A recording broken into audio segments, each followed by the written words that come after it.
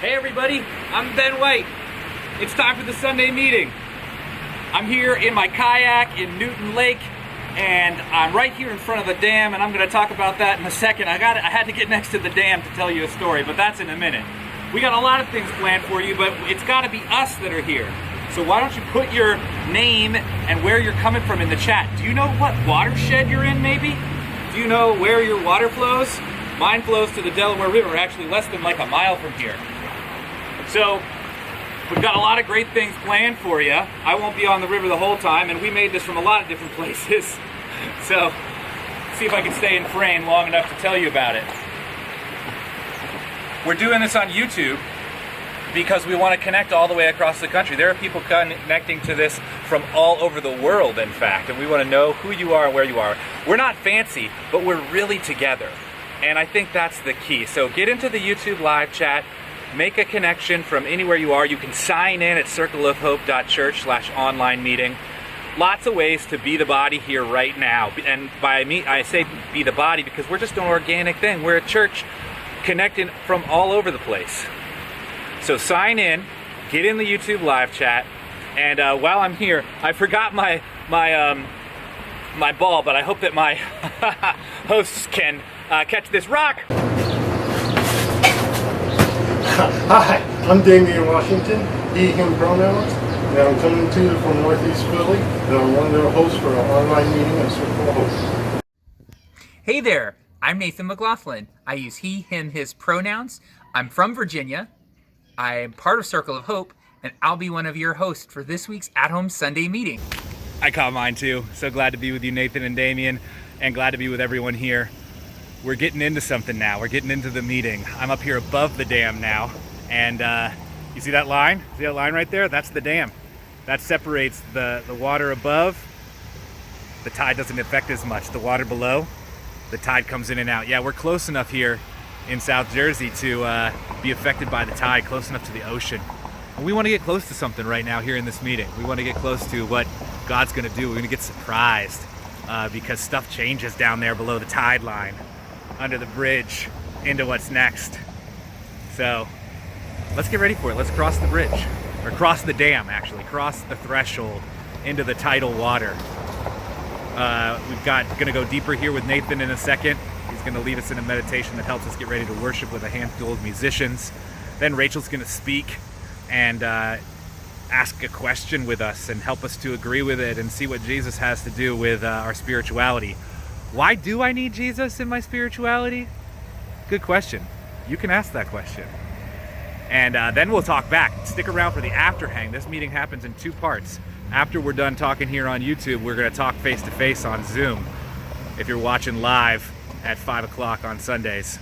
If not, drop us a line. Let us know what's happening. Put a comment in the YouTube about what you were thinking, because dialogue is what makes this happen. What turns us into this organic body that we want to be.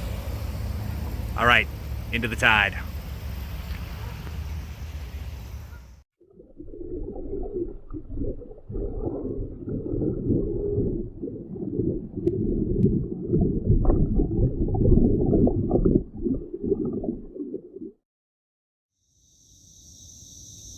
A study of the myths of various religions and cultures shows us not how different we human beings are, but how alike we are in our longing for God, for the Creator who gives meaning and dignity to our lives.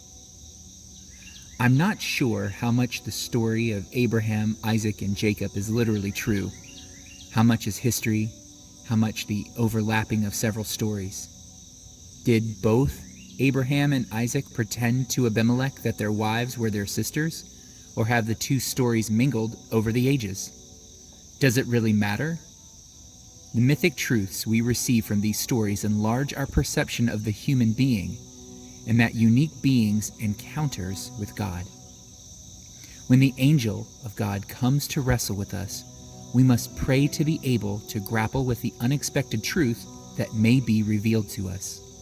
Because Jacob, later in the story, had the courage to ask for God's blessing, we may too. If we take the Bible over literally, we may miss the truth of the poetry, the stories, the myths. Literalism can all too easily become judgmentalism, and Jesus warned us not to judge, that we might not be judged. How difficult it is. When I worry about those who castigate me for not agreeing with them, am I, in my turn, falling into judgmentalism? It is hard not to, but not all the way, I hope. I do not want to wipe out those who disagree with me, consigning them to hell for all eternity. We are still God's children, together, at one. Even if I am angry, upset, confused, I must still see Christ and Christ's love in those whose opinions are very different from mine, or I won't find it in those whose view fits more comfortably with mine. Dear God, what am I looking for?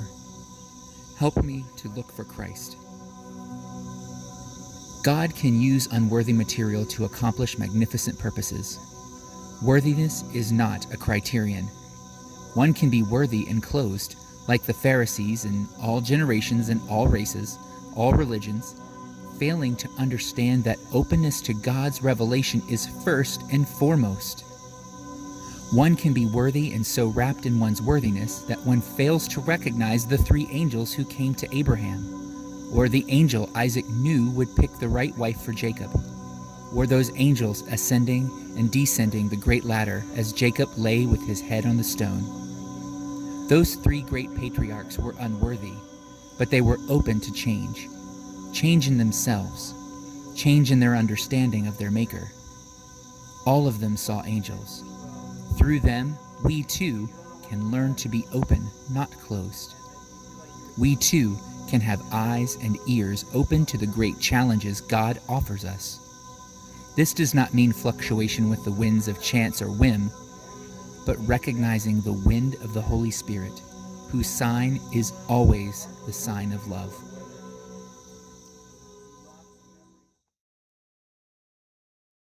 Abide in me, fast fold the eventide.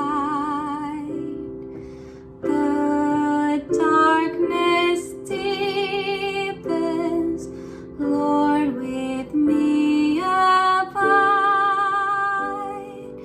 When others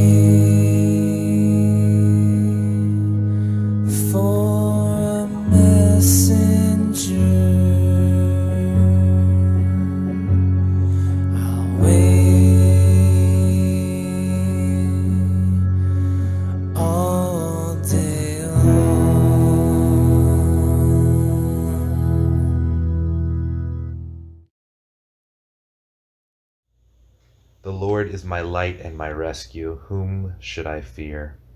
The Lord is my life's stronghold. Of whom should I be afraid? When evildoers draw near me to eat my flesh, my foes and my enemies are they. They trip and they fall. Though a camp is marshaled against me, my heart shall not fear. Though battle is roused against me, none the less do I trust. One thing do I ask of the Lord, it is this that I seek, that I dwell in the house of the Lord all the days of my life, to behold the Lord's sweetness and to gaze on his palace. For he hides me in his shelter on the day of evil. He conceals me in the recess of his tent. On a rock he raises me up, and now my head rises over my enemies around me. Let me offer in his tent sacrifices with joyous shouts. Let me sing and hymn to the Lord. Hear, O Lord, my voice when I call, and grant me grace and answer me. O you, my heart said, seek my face. Your face, Lord, I do seek. Do not hide your face from me. Do not turn your servant away in wrath. You are my help. Abandon me not, nor forsake me, O God of my rescue. Though my father and mother forsook me, the Lord would gather me in. Teach me, O Lord, your ways, and lead me on a level path because of my adversaries. Do not put me in the maw of my foes, for false witnesses rose against me, outrageous deposers. If I but trust to see the Lord's goodness in the land of the living, hope for the Lord. Let your heart be firm and bold, and hope for the Lord.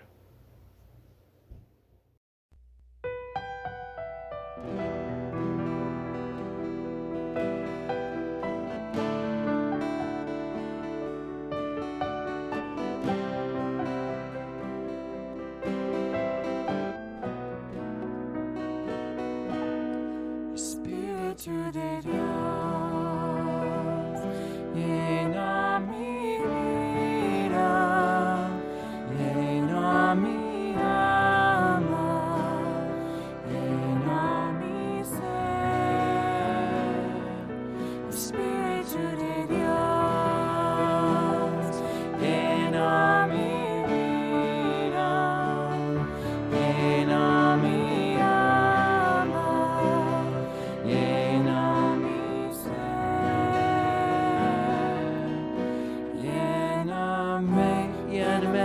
Lléname con tu presencia, lléname con tu poder, lléname con tu verdad.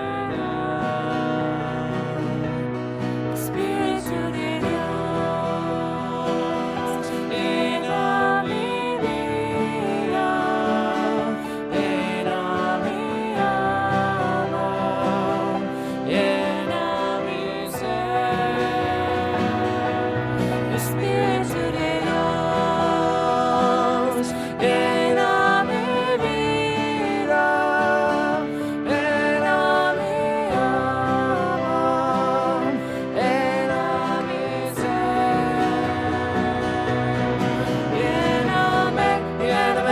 Lléname con tu presencia, lléname con tu poder, lléname con tu verdad.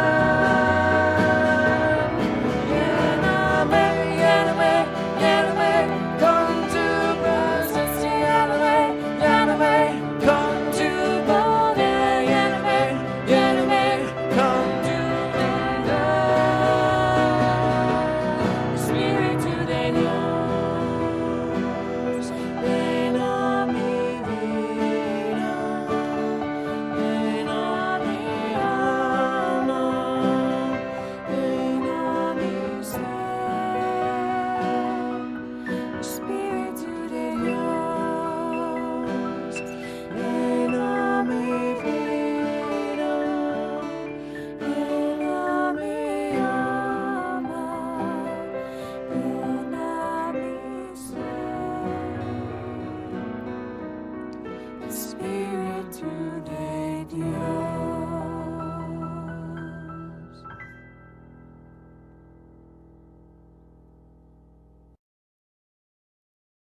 Why do I need Jesus, especially if I'm already spiritual?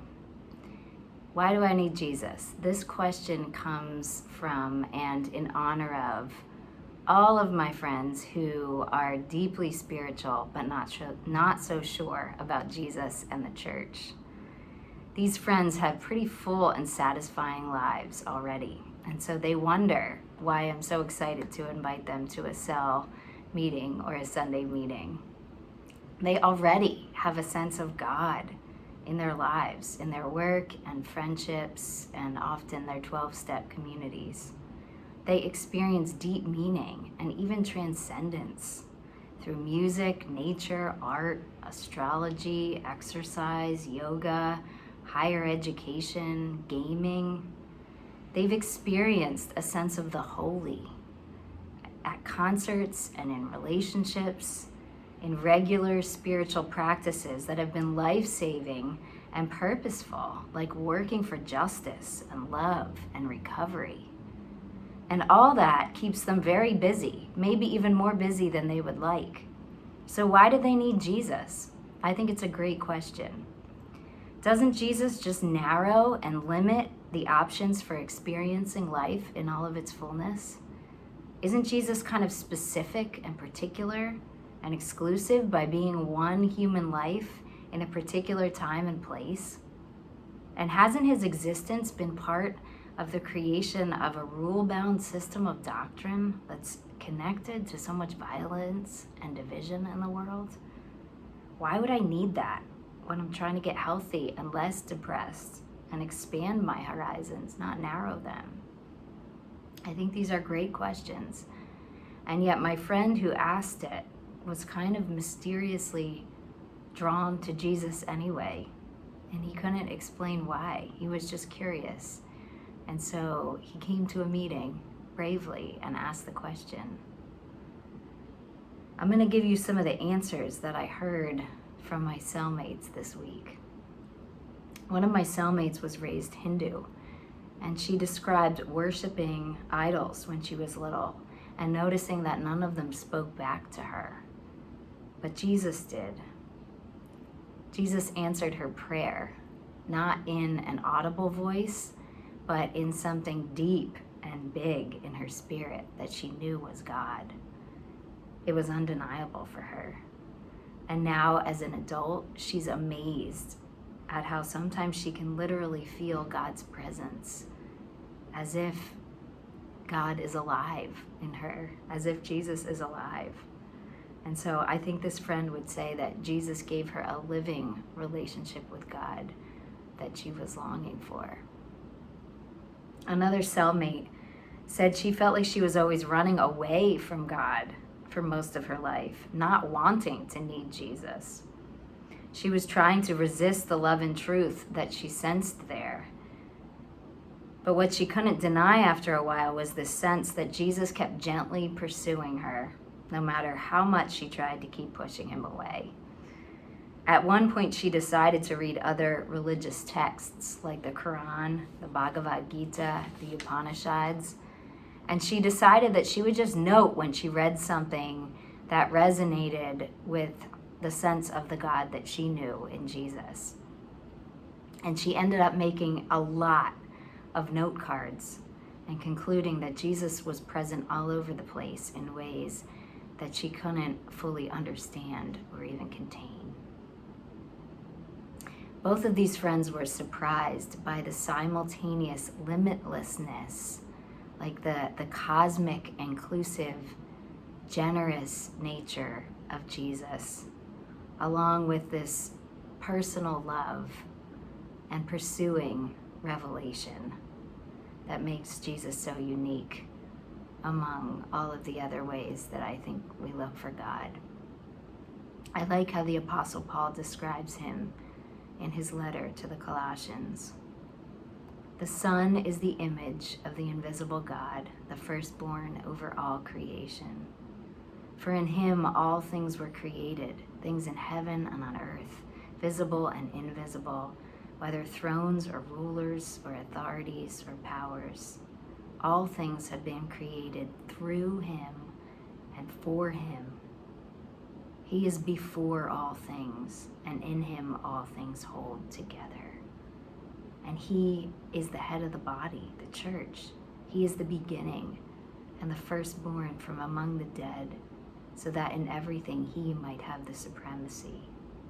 For God was pleased to have all his fullness dwell in him, and through him to reconcile to himself all things, whether things on earth or things in heaven, by making peace through his blood shed on the cross. I think my friends were on to something big in their discoveries of Jesus, that he wasn't just a great human teacher or prophet or enforcer of some problematic religious program. Jesus was present before time began in order to do something new and connective right now and into the future. I'm going to try to talk about something that's difficult to put into words. It's impossible to grammatically describe this invisible force of love that created the expanding universe and all of its energy and organized it into this beauty that we can barely glimpse through our microscopes and telescopes and relationships.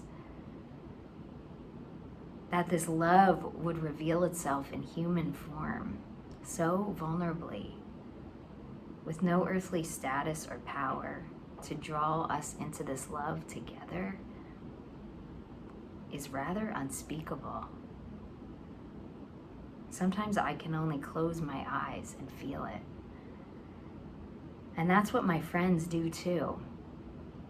These friends who may not even know or believe who Jesus is and what Jesus is doing. I think they know, even in their unknowing.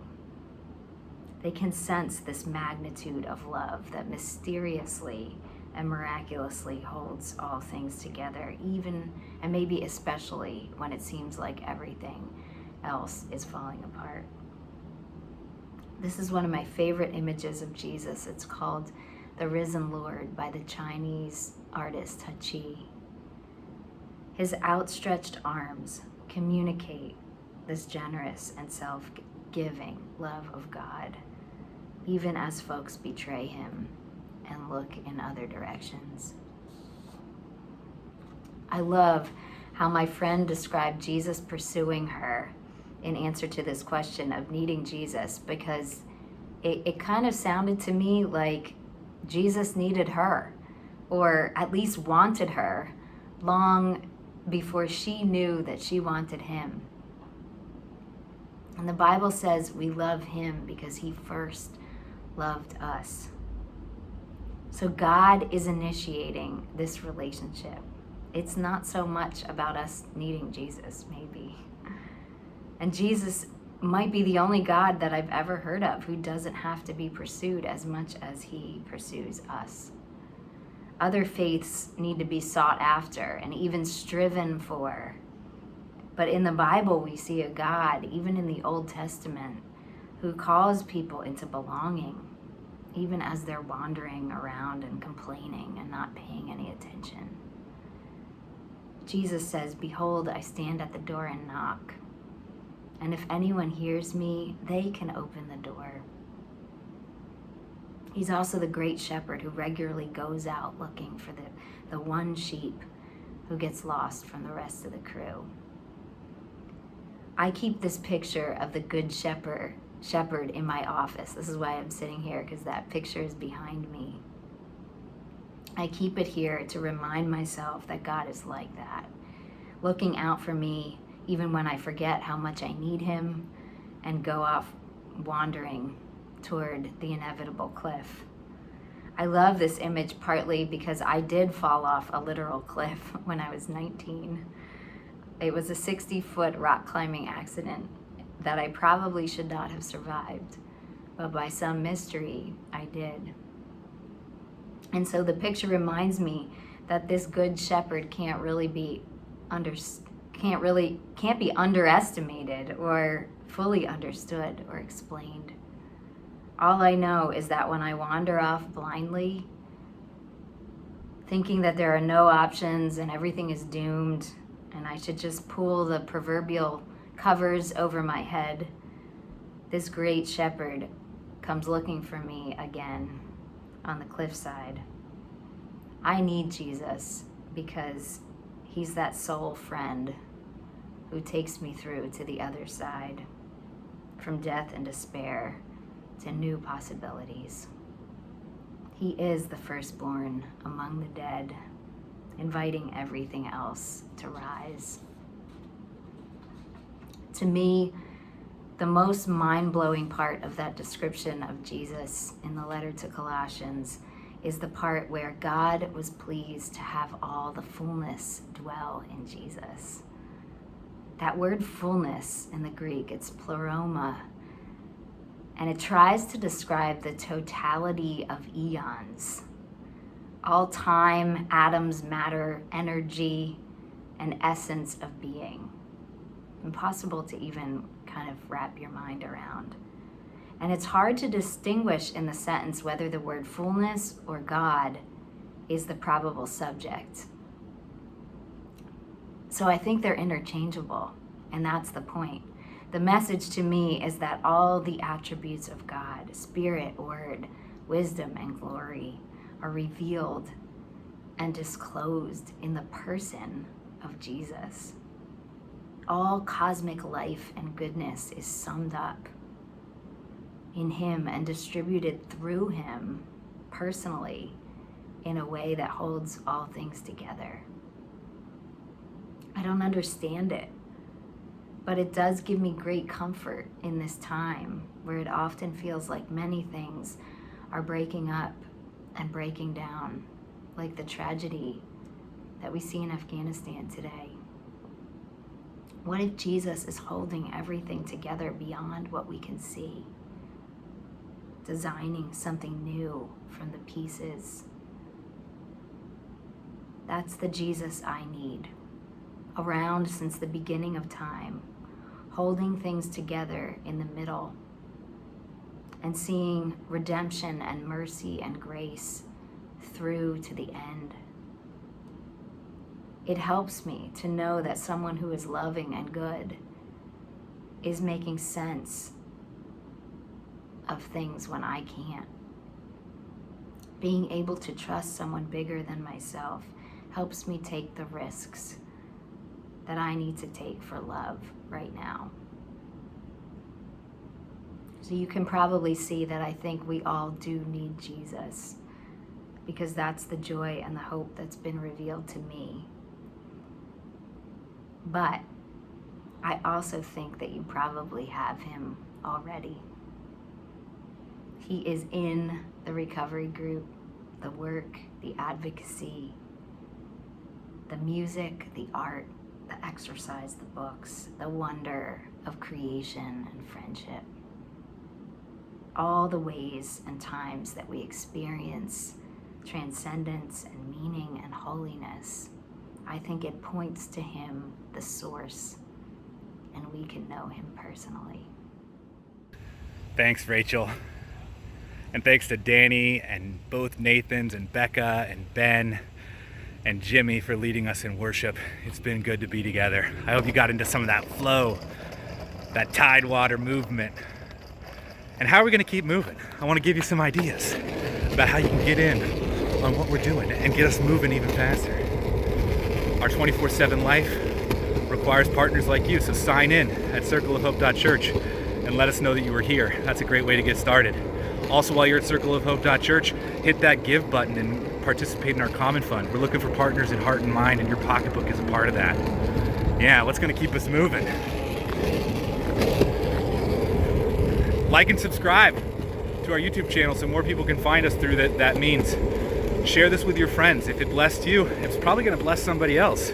So share it with them. Put it in their inbox. DM them. Do something. We put this out there in a lot of different ways on a lot of different mediums. So find a way into somebody's heart with some sharing. I'm going to bless you before we go. So receive this blessing. I'm going to do it off the skateboard though. After Daniel 2:20 through 22, blessed be the name of God forever and ever. You know all, do all. You change the seasons and guide history. You raise up kings and bring them down. You provide both intelligence and discernment. You open up the depths, tell secrets, see in the dark. Light spills out of you. To the God of all our ancestors in the faith, all thanks, all praise. You have given whatever wisdom and strength we have. Go in the strength of the Lord, my friends, and stick around for the afterhang.